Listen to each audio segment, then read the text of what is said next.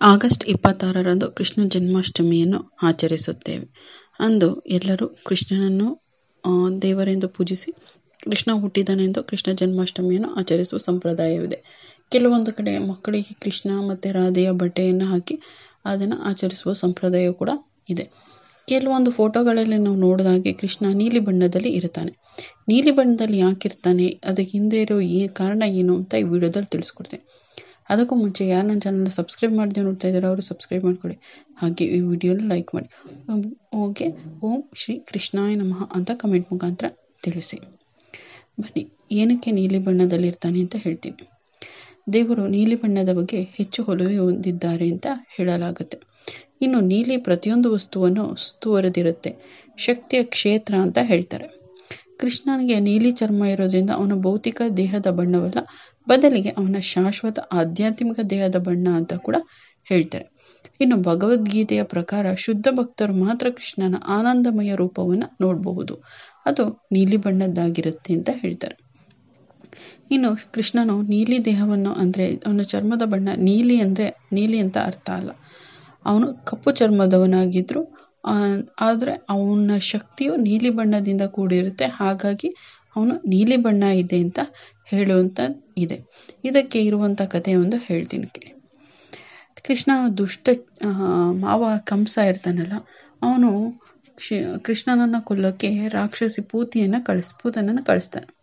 ಅವಳು ಸುಂದರ ಹೆಣ್ಣಿನ ವೇಷ ಧರಿಸಿ ಪೂತಿನಿ ಗೋಕುಲಕ್ಕೆ ಬಂದು ಯಶೋದೆಗೆ ಹೇಳ್ತಾಳೆ, ನಾನು ಆ ಪುಟ್ಟ ಮಗುವಿಗೆ ಹಾಲುಣಿಸ್ಬೇಕು, ಅವಕಾಶ ಕೊಡು ಅಂತ ಕೇಳ್ತಾಳೆ. ಆಗ ಆಯಿತು ಅಂದ್ಬಿಟ್ಟು ಅವಳು ಒಪ್ಕೋತಾಳೆ. ಆ ಕೃಷ್ಣನಿಗೆ ಹಾಲು ಉಣಿಸೋಕ್ಕೆ ಅನುಮತಿ ನೀಡ್ತಾಳೆ. ಅನುಮತಿ ನೀಡಿದಾಗ ಅವಳು ಹಾಲು ಉಣಿಸ್ಬೇಕಾದ್ರೆ ಅವಳ ಸ್ತನಗಳಿಗೆ ಏನು ಮಾಡಿರ್ತಾರೆ, ಅಮಲು ಪದಾರ್ಥಗಳನ್ನು ಅಂದರೆ ವಿಷಪೂರಿತ ಪದಾರ್ಥಗಳನ್ನು ಹಾಕ್ಕೊಂಡಿರ್ತಾಳೆ. ಆ ಹಾಲನ್ನು ಕುಡಿದಾಗ ಅವನು ಕೃಷ್ಣನಿಗೆ ಆ ವಿಷ ಹೋಗಿ ಅವನ ಬಣ್ಣ ನೀಲಿ ಬಣ್ಣವಾಗಿತ್ತು. ಮತ್ತು ಆ ಪೂತಿನಿಯ ಆ ಏನು ಇತ್ತು ರಾಕ್ಷಸತ್ವ ಅದೆಲ್ಲ ಹೋಯಿತು. ಅವಳಿಗೆ ಶಾಪ ಏನಿತ್ತು ಅದು ಹೋಯಿತು ಅಂತ ಹೇಳ್ತಾರೆ. ಇನ್ನು ಇನ್ನೊಂದು ಕಥೆಯ ಪ್ರಕಾರ ಕಾಳಿ ಎಂಬ ವಿಷಪೂರಿತ ಹಾವು ಯಮುನೆಯಲ್ಲಿ ವಾಸಿಸ್ತಾ ಇರುತ್ತೆ. ಒಂದು ದಿನ ಕೃಷ್ಣ ತನ್ನ ಸ್ನೇಹಿತರೊಂದಿಗೆ ಆಟ ಆಡಬೇಕಾದ್ರೆ ಚೆಂಡು ಆ ಯಮುನೆ ನದಿಯೊಳಗೆ ಬಿದ್ದೋಗ್ಬಿಡುತ್ತೆ. ಕೃಷ್ಣನು ತನ್ನ ಚೆಂಡನ್ನು ಎತ್ಕೊಳ್ಳೋಕೆ ನದಿಗೆ ಹಾರ್ತಾನೆ.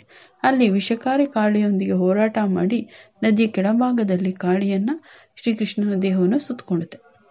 ಆಗ ಶ್ರೀಕೃಷ್ಣನು ಕಾಳಿಯ ಹೆಡೆಗಳ ಮೇಲೆ ನರ್ತಿಸುತ್ತಾನೆ. ಕಾಳಿಯನ್ನು ಹೆಂಡತಿಯರು ಶ್ರೀಕೃಷ್ಣನನ್ನು ಬೇಡಿಕೊಂಡು ಕಾಳಿಯನ್ನು ಕೊಲ್ಲಬೇಡ ಅಂತ ಹೇಳ್ತಾರೆ. ಆ ಪುಟ್ಟ ಮಗುವಿನ ಹಿರಿಮೆಯನ್ನು ಅರಿತು ಶರಣಾಗ್ತಾರೆ. ಶ್ರೀಕೃಷ್ಣನು ಕಾಳಿಯನ್ನು ಕೊಲ್ಲಲಿಲ್ಲ, ಆದರೆ ಯಮುನೆಯನ್ನು ಬಿಟ್ಟು ರಾಮನಕ ದ್ವೀಪಕ್ಕೆ ಹೋಗುವಂತೆ ಕೇಳಿಕೊಂಡು. ಒಂದು ಚಿಂತನೆಯ ಪ್ರಕಾರ ಕಾಳಿಯ ಸರ್ಪದೊಂದಿಗೆ ಹೋರಾಡುವಾಗ ಶ್ರೀಕೃಷ್ಣನ ದೇಹವನ್ನು ಪ್ರವೇಶಿಸು, ಅದಕ್ಕೆ ಕೃಷ್ಣ ನೀಲಿ ಬಣ್ಣದಲ್ಲಿ ಇದ್ದಾನೆ ಅಂತ ಹೇಳ್ತಾರೆ. ಇನ್ನೊಂದು ಪ್ರಕಾರ ಕೃಷ್ಣನ ನೀಲಿ ಚರ್ಮ ವಿಷ್ಣುವಿನ ಕೂದಲಿಂದ ಹುಟ್ಟಿದೆ ಅಂತ ಹೇಳ್ತಾರೆ. ವಿಷ್ಣು ದೇವಕಿಯ ಗರ್ಭದಲ್ಲಿ ಬಿಳಿ ಕೂದಲು ಮತ್ತು ಕಪ್ಪು ಕೂದಲು ನೆಟ್ಟ ಅಂತ ಹೇಳ್ತಾರೆ. ಹಾಗಾಗಿ ಕೃಷ್ಣನು ಕಪ್ಪು ಕೂದಲಿನಿಂದ ಜನಿಸ್ತ.